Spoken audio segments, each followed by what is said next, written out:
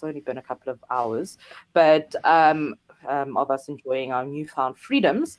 But before I continue, I just want to make sure that everyone can hear me. So if you can hear me, could you please lift your digital hand? It will be the hand icon next to your name. All right, I see a few hands. Simon, good morning. 10 hours into lockdown level 1. How are you doing? I'm excellent, and since I don't want to travel anywhere outside our borders, level 1 doesn't. Oh, I can buy beer on a Friday. That's all. Yes, we can buy alcohol on Fridays now, which I forgot and decided to go out on Saturday and try and buy stuff. And I was like, oh, Yes, stop. and you can now stay out until midnight. Which for me, old Yes, peeps, midnight's way past my bedtime. way, way, way past. Although a lot of people were kind of enjoying the 10 p.m. curfew because they said at least people leave their homes like early and you don't, start doing the whole, yeah, go, bye, fake chasing people away. So lockdown did help a bit, but we're back to midnight. So yeah, it's going to be interesting. But moving on to what we've got this week, we've got quite a bit to go through, I think, especially on the offshore side. Lots to chat about, but kicking off with the Bank of England, Fed, and the Bank of Japan, leaving all their interest rates unchanged, which is really interesting because we also had no changes in ours, but we'll chat about that later. But a new thing has been, and very topical, obviously, the Bank of England looking at negative interest rates. And we've seen negative interest rates in some European countries. And, a lot of the discussion around negative interest rates is who actually benefits from them. Is it like, do they punish, or are they bad for retail investors, especially because, you're essentially not making any money when you choose to save. Yeah. And it's similar to when we had negative oil prices where you're paying to keep your money away. Yeah, because usually, so the point is usually when you're confident, you want to return on your capital, i.e., you want to make profit. When you're not confident, you want to return of your capital. In other words, don't lose me money. And that's kind of what negative interest rates plays to. But it's still a weird concept, and I still battle. It troubles my head to wrap my head around it. But to your point, the Bank of England, Fed, the Bank of Japan, all left rates unchanged. That wasn't the surprise. It was about that commentary that came along with it. Most notably, Bank of England saying, as you said, exploring the concept of those negative rates. And the idea is quite simple. A negative rate means that you won't buy debt from them because you're going to get a negative return. So you'll put your capital to work somewhere in the markets, and therefore it helps economic activity. You lend it to customers and corporate activity and the like. But that hasn't been how we've really seen it play out. Even the US with zero rates, Japan has had negative rates, the ECB, and the capital still just flows and gets locked. And that's, I think a couple of things, some uncertainty, just so much capital out there, just so much money with all the printing that we've been seeing, Europe, Japan, the US, etc. And folks would just, they're like, oh, sure, give us a negative rate. Germany's had it. These aren't little fly-by-night economies who've effectively had negative yields. The other interesting commentary was from Jerome Powell, Federal Reserve. As expected, no change on the rates. But what they did say is they expect rates to remain very low at zero until 2023. And that surprised the market. So that, in one hand, good news, low rates is nice. But then it's the good news is bad news, because if they're leaving their rates at least for the next 2 years, and truthfully, maybe even longer, then they're seeing a more troubled economy than perhaps a lot of the markets are seeing. And that has weighed on the US indices, the S&P 500, the NASDAQ, both had torrid last 2 weeks. We had that initial sell-off, it was just over 2 weeks ago, on the Thursday sell-off and Friday, and 2 weeks later, those indices are frankly looking a little bit weaker. But it's the no change in 2 years. And he also did say, Jerome Powell, that they don't see any worry about inflation. Now, of course, we spoke about this a couple of weeks ago when at Jackson Hole, Jerome Powell effectively said, you know what, that 2% line in the sand with inflation, we're going to rather make it an average rather than an absolute number, which is kind of what we do in South Africa. We've got a range rather than a single number, and the US is moving to that. What it does mean is that the US, Jerome Powell will conceivably, not start doing anything until inflation, perhaps, I don't know, 2.5%, maybe 3% inflation, which is a number they haven't seen in America in a long, long time.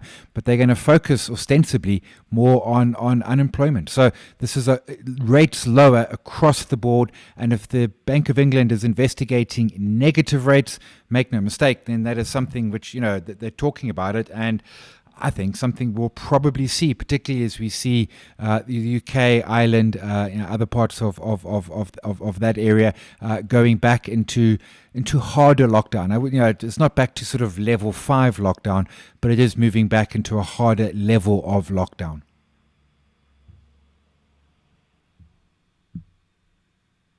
Thanks, Simon. Sorry, my little unmute button went missing there.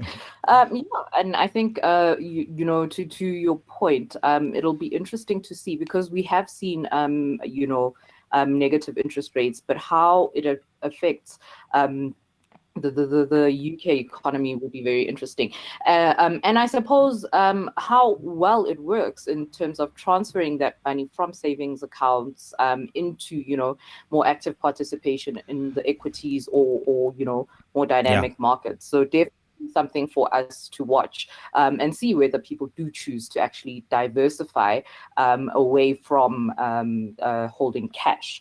But on to very interesting news around stocks. We've spoken about this a lot. TikTok, which was supposed to have been banned at midnight last night. That was the threat, but that did not happen.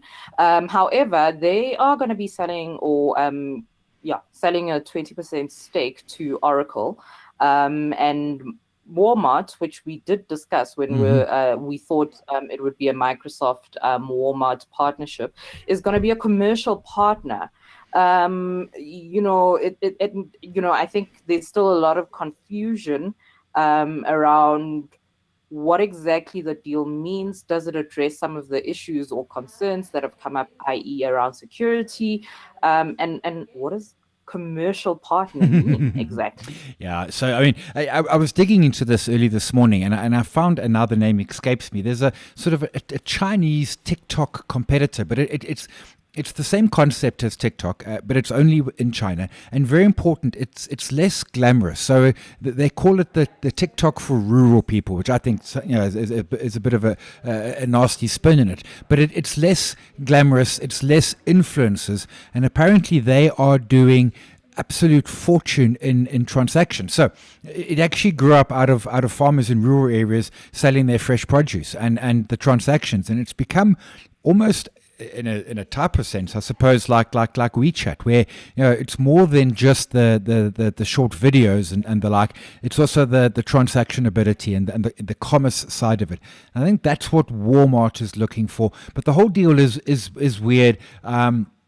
Certainly Trump has agreed to it, and at one point he was saying, in principle he's not so sure. He's effectively agreed to it. So TikTok servers will now sit, the US servers will sit with Oracle, so the data is in the US. As you say, Walmart will come on board as well, and ultimately they will look to list TikTok. Oracle and Walmart will have 20%. ByteDance will sell down their stake. They will set up US offices. They'll have US CEOs and the like, but it doesn't, I'm not sure it comes back to perhaps the key point, and that is that ByteDance, the holding company of TikTok, has access to that data. Yes, it sits in an American server owned by an American company, but they've still got access because China put the algo on the list of products that can't be exported without the Chinese government authority. So it's a little sort of, I don't know that it quite has completed and done all of what was hoped for, but at this point it is. I mean, TikTok is still available. Trump has given it its blessing, and everything carries on, even if it's not fulfilling the concerns which were in that initial executive order back in early August from President Trump. Yeah, and I suppose along that line of the issues that we're having with, or we're seeing between China and America, we also know that WeChat was supposed to also have been banned from midnight.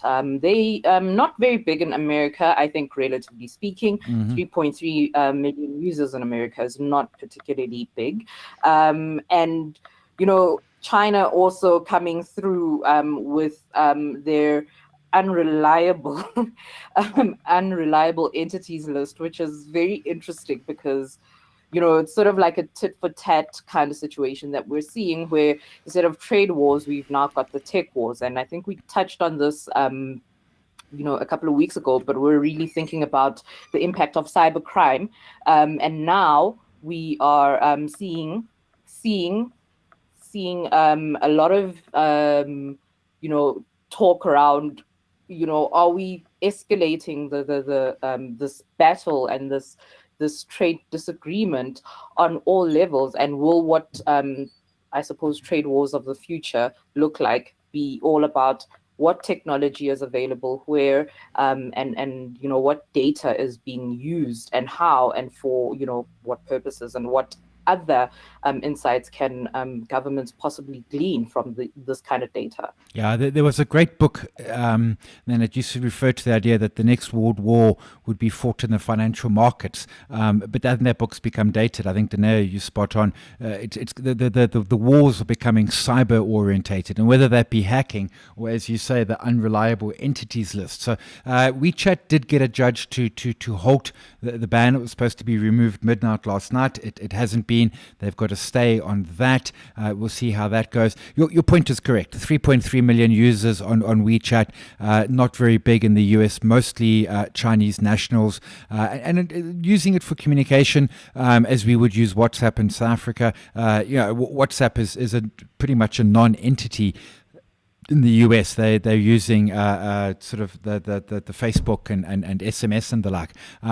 But what we are seeing is that heightened tensions, and WeChat in China, and we've spoken before, is giant. You can do everything on there. You can book appointments. You can order your DG, which is an equivalent of Uber. You can make payments. Everything now happens in WeChat. It's kind of like its own sort of little ecosystem rather than a standalone app. So the banning in US wouldn't have been giant for them, but it plays to that bigger point which you mentioned.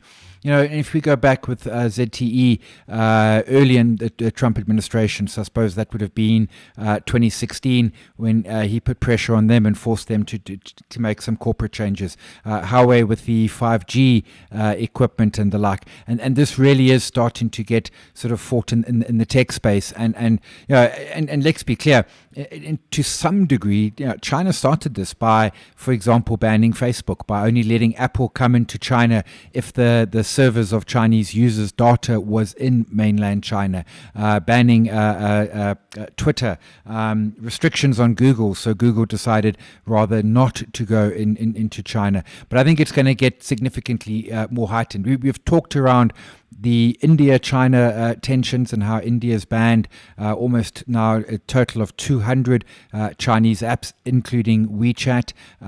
How Japan has put aside a couple of $100 billion to encourage Japanese companies who are manufacturing in China to move back to Japan, and this is in a sense it's those it's the sort of higher level complexities of those trade wars. Instead of just putting a 10% or 20% tariff on, I don't know, steel or something like that.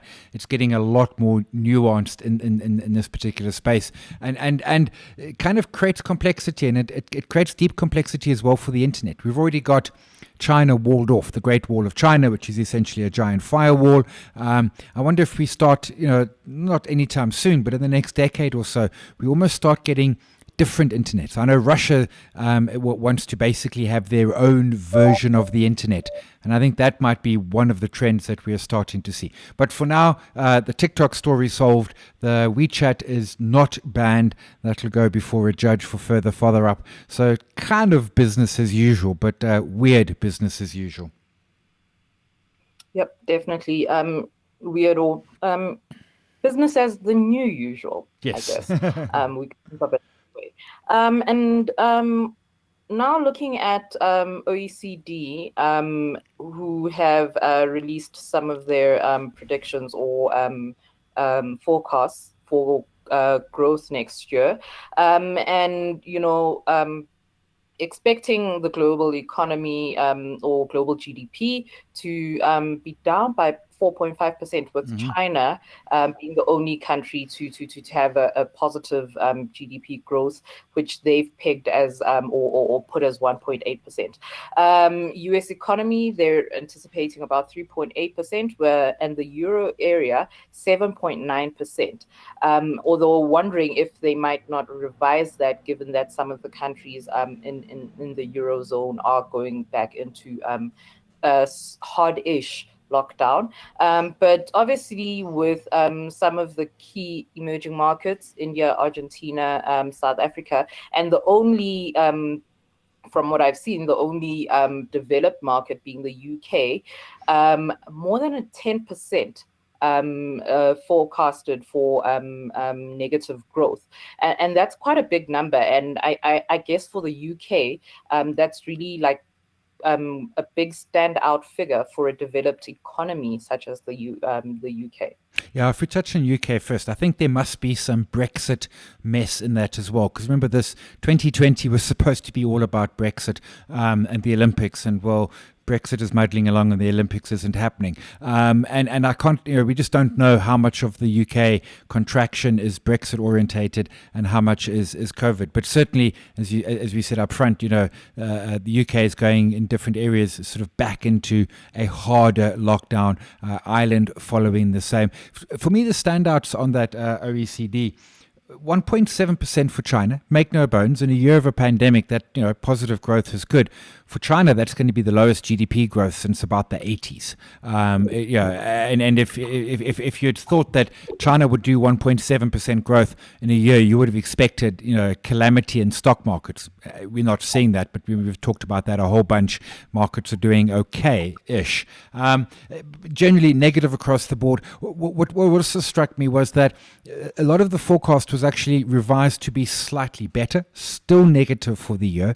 And I think these are, to your point, Daneo, very much moving targets. The UK, as they go back into lockdown, how long, how hard, what will the impact be? I'm watching France, where their second wave of COVID cases, the numbers are exceeding the first wave. They peaked at about 8,000 in the first wave, and now they're doing 12,000.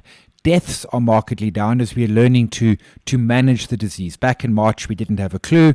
6 months on, we've got a much better idea of how to manage the disease. So mortality is, looking better in a sense. But I think that the numbers that we see for GDP from the likes of the OECD and the like are going to be fairly constantly moving. And ultimately, predicting GDP is hard. In a pandemic year, it becomes almost impossible to do. The key takeaway is it's going to be, aside from China, it's going to be negative the world over. There are going to be no other exceptions. Yep, definitely. And yeah, we say it a lot, but we are going to have to sort of look at the economy, certainly with a new lens, and we will have to just, get adjust to the new normal. It's one of the cliches we're all starting, but it is true. And now looking at Snowflake IPO, which there's been a bit of buzz around it. First of all, because the final IPO price, which was set at 120 Rand, but it actually opened at twice that price, 254 USD per share. And obviously there was a lot of talk about the bank that was helping them out getting the pricing wrong, or yeah, did they misprice the IPO? I'm trying to remember because I did read I think it was that. JP Morgan. Yes, JP Morgan. Mm. Thank you. I couldn't remember if it was JP or Goldman, but yeah, big IPO, surprise opening number, and lots of talk about was this priced well. The CEO doesn't seem to be particularly phased about the pricing. So yeah, what happened there? Yeah. So, I mean, I want to talk about the business itself, but that IPO, that's always the perfect thing. What you want for an IPO, I would imagine, is to find that price point so that on day one, it goes up 20%, and everyone's happy. Everyone made money.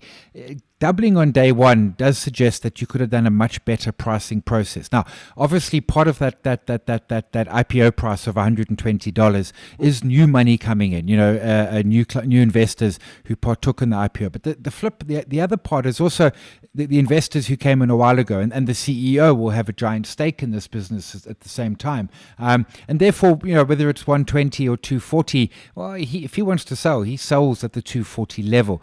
But it certainly, I remember this almost from the heyday of the .com, the listings in 1999 and 2000, where doubling on first day was kind of de rigueur. And if you didn't double on first day, then pretty much it was a failure of an IPO. So I still think that, they could have perhaps done a little bit higher. Or the flip side, we could take the argument that the market is completely crazy. But, tech IPOs. But then we delve into what they do. And basically, they call themselves a cloud-based data warehousing startup, which basically means they do cloud service, which is Oracle, which is Amazon, which is Microsoft, which is Google. It is a highly competitive, very low margin business. At $240, they are trading at 120 times revenue, not profit, because they don't make a profit. And this is a massively competitive space. They're coming up against some of the biggest names in the industry. We've had other listings many years ago, sort of 8, 10, 12 years ago, Rackspace and the like, who still survive but have never sort of delivered on their promise. And what really struck me as part of their S1 filing, which is the documents you submit ahead of your IPO for interested investors, they actually admit that customers don't like their billing model because of the way they do it as compared to the Amazon and the like give you much more certainty of what your billing will be, whereas Snowflake brings a lot more volatility. If you suddenly get popular, your bill's going to spike by a large amount. So it is just massive trophy. And then if you remember a month or so ago, we spoke about Airbnb, who had wanted to list this year and then sort of decided no, and then decided no, they will list after all. Now, that seems to have gone quiet. There's still, plenty, October, November, still 2 and a bit months in which they can list. But giant listings in the middle of a pandemic, and it's a bit head scratching. But truthfully, 2020 has just been a head scratch of a year, hasn't it? Yep, definitely. I think what's quite interesting is, the support Snowflake has had from the likes of Salesforce. And I think, that will be an interesting relationship, I suppose, to monitor and keep an eye on. As we know, Salesforce is really, along with AWS, they are really gunning to sort of own that cloud-based space. And I think, as the environment changes and as we move onto these, and certainly I think that the pandemic has accelerated the speed with which we would have, sort of adopted cloud solutions or cloud-based solutions. What does this race look like? And, do we expect the likes of Microsoft, obviously, or, Microsoft with the Azure, and even perhaps your Googles, etc., to sort of jump in on this race and really invest in sort of making better, more commercial cloud-based solutions. And Google has sort of, they've got the analytics, they've had the Mm. drive, but they really had it for like regular schmegular folks like us or people with small businesses, but they've never really sort of targeted corporate environments or institutional environments. So, this is an industry, I suppose, that is going to be very key in sort of shaping what the future of work looks like. It absolutely is, and particularly if we take the work from home view that we've all experienced in the last 6 months, and it's to your point, the leaders here have been Azure with Microsoft, has been AWS from Amazon, Oracle's there but a distant third, IBM, although IBM is a bit tongue in cheek, more just a sort of proof of concept for their chips and their servers more than anything else. Google is in that space, and I think the Salesforce tie-up is interesting, and I think it's probably in part Salesforce just wanting someone other than the Microsoft and the Google. Let's get another significant player in the space to keep everyone honest on their pricing and their service levels and the like. And we've seen I think that's the same with Oracle going for TikTok. Probably more than anything, it's kind of like a proof of concept. We can do this more than they necessarily want to own TikTok. And that was my sense of why Microsoft was looking at TikTok. Again, more just a proof of concept. But it's the older folks in the audience will remember the early 2000s and the whole idea of thin client, where your tablet, your laptop, your computer was really just a very simple beast, and everything sat in the cloud. And we're getting to that point where it can start happening more and more. Now that requires ubiquitous high-speed internet, and that is another whole challenge on its own. But we're getting to that point, and this is that land grab where you want to establish yourself as the sort of the significant players, because this is an industry that's going to be giant and growing for decades ahead of us, even if it is a massively low margin business. I mean, AWS on its own, if that was a standalone company, that would be an S&P 500 business. Just AWS doesn't need the rest of Amazon in that particular space. Yep. And yeah, definitely one to watch. And lastly, on the international scale, Apple last week had their big event, but it really, it didn't get the kind of reception it usually does. And in, the general tech shedding of shares and sell-off, they went down by 22.6%. And, that was almost half a trillion, actually just over half a trillion US dollars that they lost. It's just like, wow, a very big number. But they had their big event. No new iPhones announced, which was, I think that made the event generally very underwhelming for Apple fans. I think we've come to sort of expect that, the Apple event does usher in a new generation of iPhone phones, or iPhones rather. And we didn't get, I think the people didn't get what they expected. And, there was just some analysts were saying, where's the revenue going to come from? Are you going to be updating your subscription model? How are you going to be updating? And, some analysts saying what was presented wasn't really satisfactory. From their perspective. I mean, so it was a new watch and a new iPad, both iterative advances on that. I mean, both are amazing pieces of technology, but if you've bought a watch or an iPad in the last 2 years, there's not massive difference. Yes, oxygen meters and the like, I get all of that, but not huge. But I think with Apple, and the chart here, and if I zoom in, let's just say 6 months, you can see that spike early September. That was when Apple were doing the split of their shares to stay relevant within the Dow Jones. That obviously got a lot of excitement going. And then, truthfully, at almost $140, Apple was many things, including ridiculously expensive. I mean, this is a stock that you could have a couple of years ago bought on a low double-digit price earnings. At its peak in early September, it was sitting around a 40 price earnings. And if you back out the cash from that, because there's a lot of cash sitting on their balance sheet, then sure that price earnings comes down a fair bit. But losing $500 billion, I mean, that's our JSE.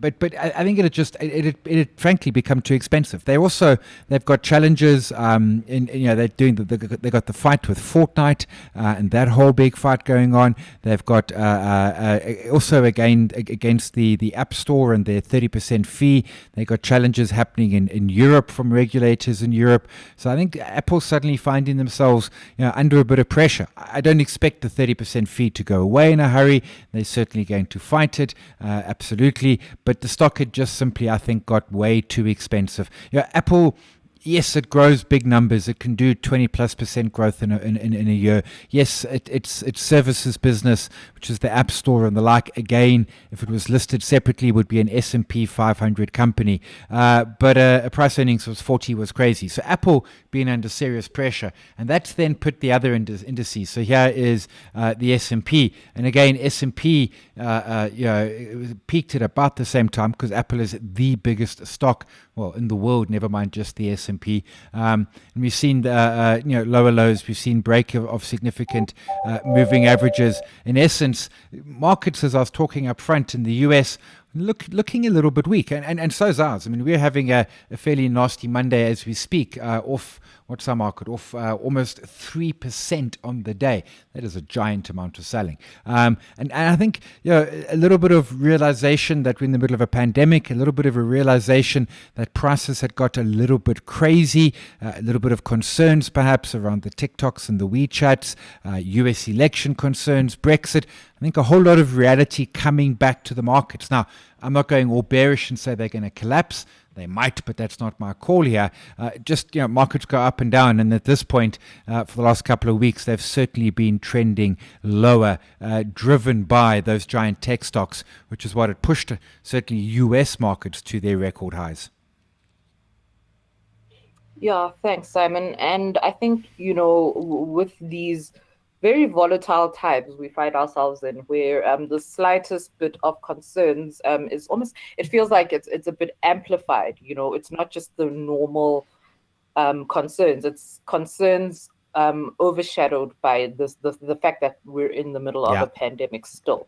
So I think that does generally, or what we've seen is generally, market moves are slightly exaggerated, and people's, I suppose, concerns or paranoia is also just like there's a bit more edge, and that contributes probably to quite a bit of the volatility that we've been seeing, where it's just like these massive swings up and down.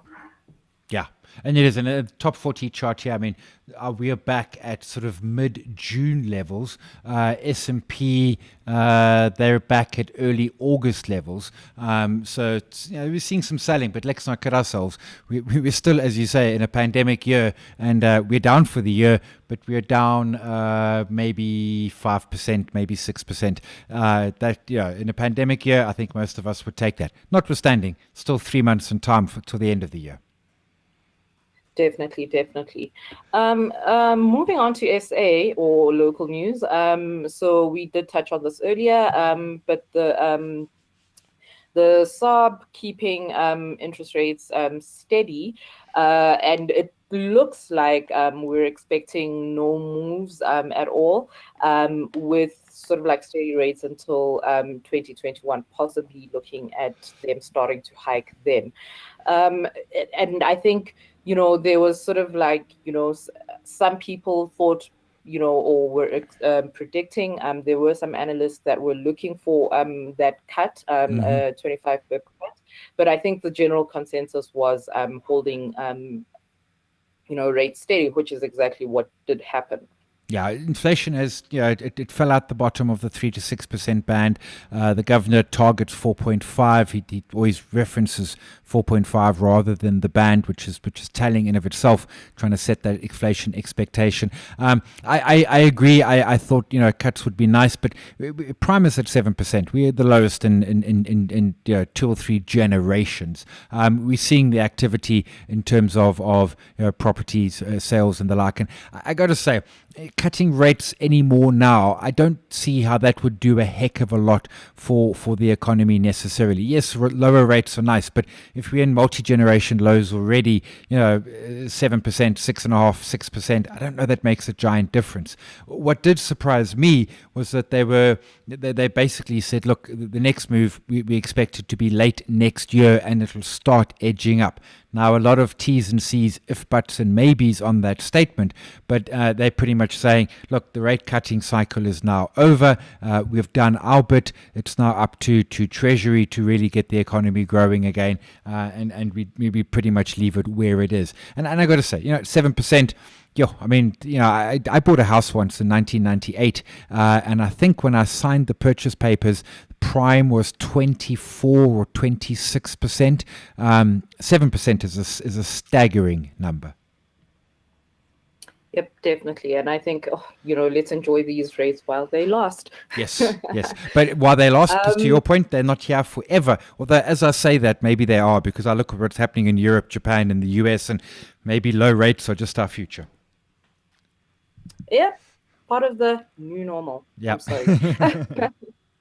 Level 1, we're here. Like we said, now 11 hours into level 1, we're opening borders. But of course, the thing about open borders is just because our borders are open doesn't mean they're open to everyone, and doesn't mean we can go anywhere we want. So still a lot of high risk countries, a lot of no travel to or from certain countries, and that I think is really going to be what hinders our the rebound for the travel industry, especially going into summer, which is like peak for us. You get a lot of European and American tourists coming through into the southern hemisphere to enjoy the summer, but this year unlikely we'll have the numbers that we usually see. Yeah, so Minister Glimini Zuma published the Gazette. So African countries are open.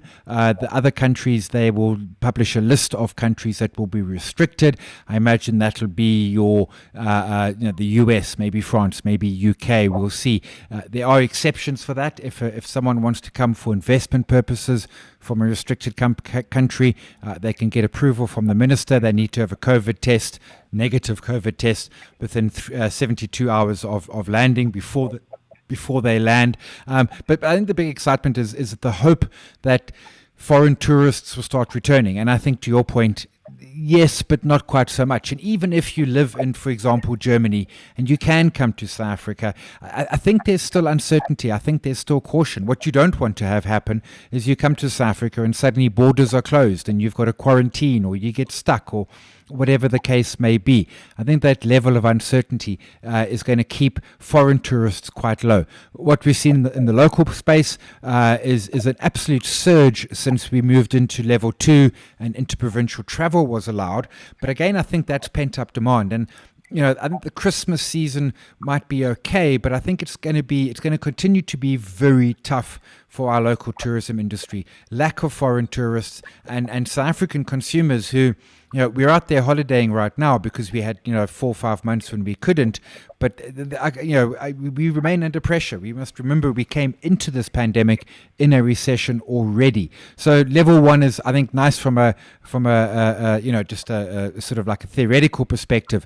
But from an economic sense, I'm not sure it's going to make this significant changes. It certainly will help. Airlines will pick up a bit of traffic and the like, but I don't think it's going to be massive. Yep, and we've said this, the rebound is going to be slow and very drawn out, given that there's a lot of caution around opening borders across multiple, countries and areas that people want to go going too. But speaking and touching on the airline industry, Comair delisting. But the shareholders and creditors did approve the business rescue plan, and they're looking for about our 1.4 billion rands. To sort of help them get things started again. Also looking at cutting staff, so about 400 staff members to go. Several ways that they're planning on doing that. But also quite interesting is that they've cut down the fleet to 25 aircraft, and a gradual sort of return to service with a 7-month, looking at over a 7-month period. So a very just seemingly well-structured recovery plan coming through from Comair. Yeah, and I think you touched on an important point there, which is they'll start flying in December. They'll be up to full flights in June. In other words, they're not expecting massive demand either, and certainly we've seen that from FlySafair and the other airlines that are currently flying. I agree with you. Nice, orderly. I mean, if you were a shareholder, unfortunately, it's going to delist, and you're going to end up with little or nothing. We'll see what's left in the kitty, but probably you're going to get nothing. And this is the risk of being an equity shareholder. Your downside is that the business goes bust and you get zero, and the upside is that you buy a Amazon or a Naspers or a Capitec, and you make hundreds, if not thousands of percent in the process. In Comair's case, it's a little sad because they had been around since the 40s. They'd never had a loss before. The pandemic just took the rug out from under them, and perhaps the deeper irony is that if you remember that competition fine from the Competition Commission, 1.2 billion from SAA, which SAA was paying, but then of course couldn't because they themselves went into liquidation, perhaps could have kept the airline afloat. But that Comair will return. We'll be able to fly again on Kalula and the local BA. But as shareholders, you're going to walk away with absolutely nothing. Probably we'll start seeing that process start to happen during the month of October. And the new entity won't be listed. It might come back in time and relist, but at this point in time, it's not going to be a listed entity at all. Yeah, very interesting. And I think, looking at the drama around SAA, which has been admittedly, way before the pandemic, but obviously, along with a lot of businesses that sort of went out this way, the pandemic really was the thing that just sort of made that final crushing blow kind of thing. And I think, we do need a Comair to be up and running and available. We've got FlySafair, we've got, your Mangoes, etc. But, it is very important to have a solid airline company that's sort of like spearheading or helping us sort of regulate the market. And I certainly hope that this plan, which, like I said, seems pretty comprehensive and well thought out, actually does work out for us. And obviously that would depend on things like how fast we actually get things up and running again, whether or not we have to go into another hard-ish lockdown because of a second wave, etc., etc. All those factors that contributed, I suppose, to the first lockdowns that we saw. Yeah, and I'll take your point. I think it's very important is that we need a vibrant airline industry in South Africa, not only for moving us as passengers around, but also just goods, getting things in and out of our economy and the like. And competition helps with pricing. I mean, I've said it before. I flew to Cape Town 20 years ago, and it cost 3,500, and I could, beginning of this year, fly to Cape Town for less than that, which is also in part perhaps a bit of a double-edged sword because it makes profitability hard. But the likes of Comair, FlySafair, they were profitable airlines until the pandemic arrived. Yep, definitely. Moving on to the news that drew quite a lot of debate last week. Eskom has now seized or used as collateral Matjhabeng Municipality in the Free State. they took 139 farms as security. The Matjhabeng municipality has a 3.4 billion debt with Eskom, but the farms altogether are valued at about 2.5 billion, so it doesn't quite cover that debt. But obviously, everyone's been talking about the fact that why does a municipality have 139 farms, and just like why? Why? So the only thing, because I agree with you. I mean, there's another story here, and we'll touch on that in a second. But why? And I can only think of one thing, right? Which is the maybe these farms were defaults. In other words, there were farms where they'd been maybe sort of essentially abandoned, and therefore rates or something weren't being paid, and therefore the municipality took them over as defaults, and now hand them over to Eskom because they're defaulting. It also raises a really bunch of, I think, quite interesting questions, although beyond the remit of this podcast, questions around expropriation without compensation. If a municipality has 139 farms, there's some land there, but we'll park that one. But what it does show as well is it shows Eskom, Eskom has a debt problem, and that debt problem sits on two sides of the equation. One is money that Eskom owes, and that is literally hundreds of billions, about 400 odd billion, and makes their balance sheet technically insolvent.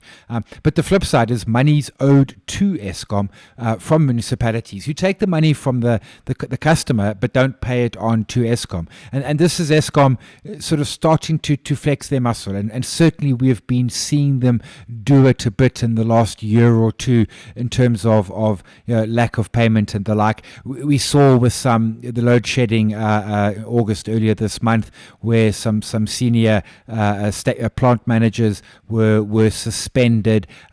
These are very small fixes for a giant problem, but my take is they're happening. It's at least moving in the right direction, even if they're probably more band-aids than anything else. What Eskom needs is a solution to their debt, and what South Africa needs is independent power producers allowed to put power into the grid to really get us into a place where load shedding is no longer a concern. Yeah, definitely. And I think, the interesting thing, I suppose, Simon, to the point where, we're thinking about the Eskom debt, and we're thinking about, the measures they're employing to sort of retrieve all the outstanding gather all the outstanding debt is, I was thinking about it. I was like, okay, cool, you've got 139 farms, but how quickly can you sell them, and how quickly can you actually extract that value? Currently valued at 2.5 billion, but this is land, this is, you're holding very illiquid Yes. sort of like instruments to try and extract value. And I think in an economy that's under pressure, what it's valued at versus what you actually get to sell it at are going to be two very completely different things.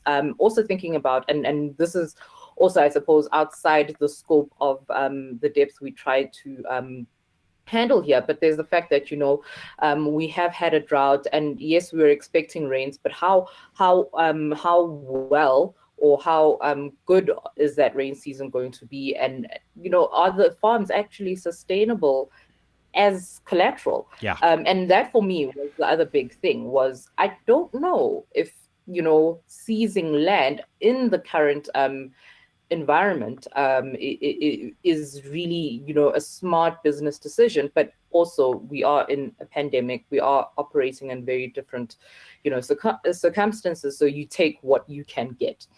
Yeah, and I think you raised a great point there. If these farms were liquid and the like, surely the municipality would have turned them into cash. Yep, definitely. Yeah. But enough about Eskom. Moving on to some of the results we saw last week. A big one was Pan-African Resources. Unsurprising that they paid a nice, healthy, beautiful dividend. Headline earnings up 93%, and obviously boosted by the gold price. And I think that's sort of like really what we're expecting to see, within that resources industry. I mean, 144% share increase, around 144% share increase for 2020 year to date. That's like, wow. Yeah, it's a pen. I own it. It's to my mind the preferred gold miner in South Africa. When gold is running, gold stocks run, and then you want to own yourself some miners. Cleared down half of their debt. Going to be moving into the next stage of the Agoli project. Which they will take on some debt for, but that will pay itself down in 3 to 5 years. Outside of the new capex, their debt will be completely gone by the middle of next year. They're getting really high grades from what were old abandoned mines. And this is the old Evander mines. This is the old Barberton mines, which thought were mined out. And oftentimes you're mining those areas at really low head grades, but they're getting 6, 7, 8, 9 grams a ton, which the average is typically around 3 grams a ton in the current South African environment.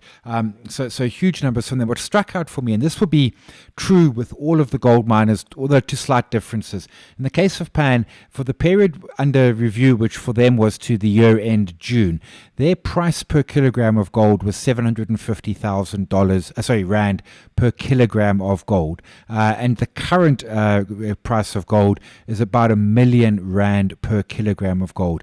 In other words, if everything stays where it is right now, and nothing ever does, but if everything, if gold stayed around 1900 and the rand stayed around sort of 1650, they get a revenue boost of around 30% just from the rand gold move, nothing else. They don't need efficiencies. They don't need to increase production, which they plan to do in both cases. And this is just, a lot of people keep on saying, but the gold stocks have run, and they have run. And make no mistake that the easy winners was buying gold stocks at sort of last year or early this year.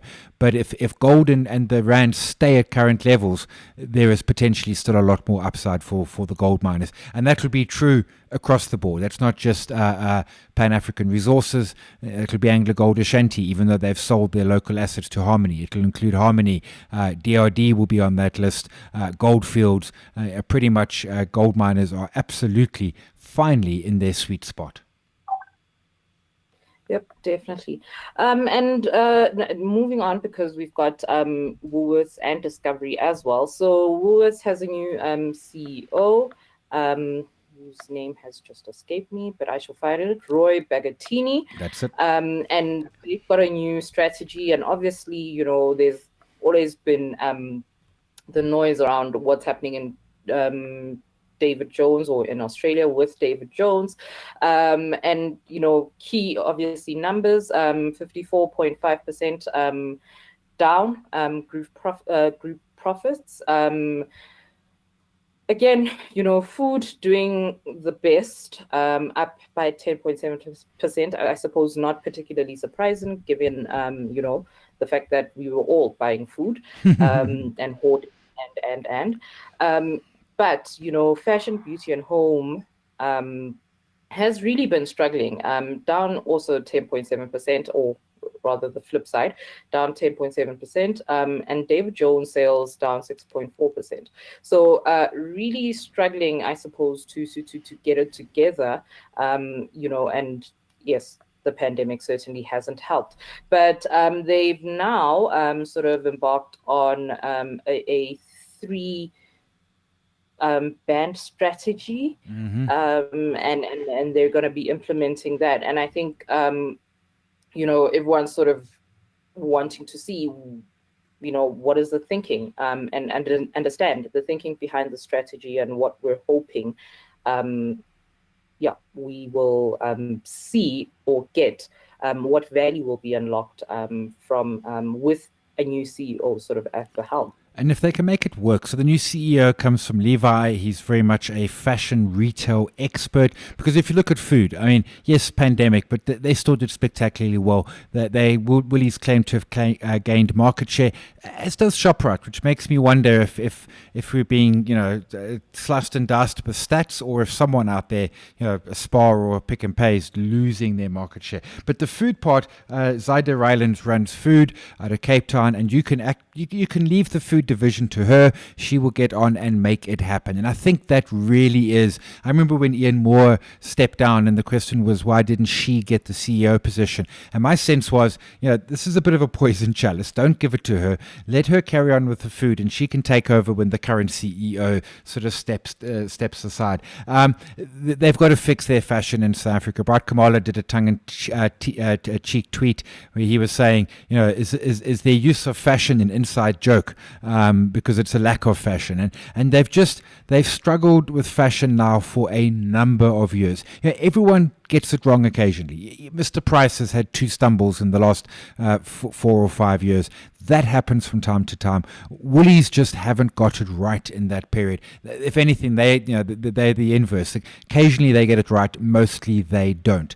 So they've got to really fix their fashion. They've got to decide who their target market really is, and start properly targeting it in terms of quality and price. And then Australia, which, reading between the lines, there seems to be a sense of, Australia, kind of like you're on your own to make it work or not. I can't help thinking that they're really just looking at the new CEO, and I said at the time, kind of come in and going to pretty it up for a disposal or a sale, or perhaps a separate listing or something like that. The trick is, under a pandemic, I think that just became a heck of a lot harder. So, the 3 parts. 1 part working, but the other 2 parts really, really need to get working again, to sort of, get back to normality. Woolies used to have a return on equity of around 50%, which was crazy, knock it out the park. But they've long since sort of lost their shine. David Jones certainly didn't help at all, and their inability to really get fashion working has frankly been a disaster. Yep, definitely. And I think, Woolies has really consistently struggled with their buying. And I'm wondering, or hoping rather, that with the new CEO, they really start to take a good look at their buying strategy and try new things. I think, it might be time for a bit of a facelift, for what the store looks like, but I think also the kind of products that you have there and the range. I think, there's definitely a lot of room for improvement. So it'll be interesting to see what, the new generation Woolies will look like. And lastly, but certainly not least, we've touched on this before, but Discovery earnings out last week. Again, I think operating profit was actually positive, but because of provisions for impact, or for the COVID-related provisions, that really sort of put quite a blow to that operating profit figure. And obviously everyone is also sort of paying close attention to the bank. How's it going to be sort of going ahead? How many accounts? Now it's over 370,000. And I think in September they'd reached 489. So really sort of growing in that space. But obviously the thing that will start giving us the numbers isn't necessarily account growth, but usage, and especially around the income, so the revenue and fees and interest income. And they're coming into a very tough space in the banking. Now that they're coming at least with a differentiator, which is sort of a behavioral finance, to want of an overused phrase, which can try and differentiate them. But they're targeting higher LSMs. All the big banks have got private banking suites. We've got Investec in this space as well. It's a fairly small pond of South African potential clients in that space. So it's tough. It's going to be tough. But Adrian Gore and his team around the changing behaviors have done very well up to now. the stock is green year to date, and kudos to them. Not many, although when Afrocentric, which manage medical aids, their commented results was, during a pandemic, people don't cancel their medical aid if they can help it. Sometimes you just simply can't. The businesses broadly, I mean, they've got an issue with interest rate differentials, which is also hurting them. But as you said, if they hadn't have put out that the three odd billion, they would have, the results would have actually been fairly decent. The question is that 3 billion provision enough? And we simply don't know. My sense is it probably is, because when they were doing that provision, which was second quarter of this year, we didn't really know much about the pandemic. Infection rates remain massive, but mortality rates, we're getting better at managing very sick patients and how we treat them. I was reading something this morning from some written by doctors in Italy, and they were saying in March you just didn't know. You'd never seen it before, but already by sort of May, June, you know what's working, because now you've done it 50, 100, 200 times. You're learning on the job, so we get better at it. And certainly mortalities have been declining. We'll see when the Northern Hemisphere moves into winter. So maybe they've over-provisioned.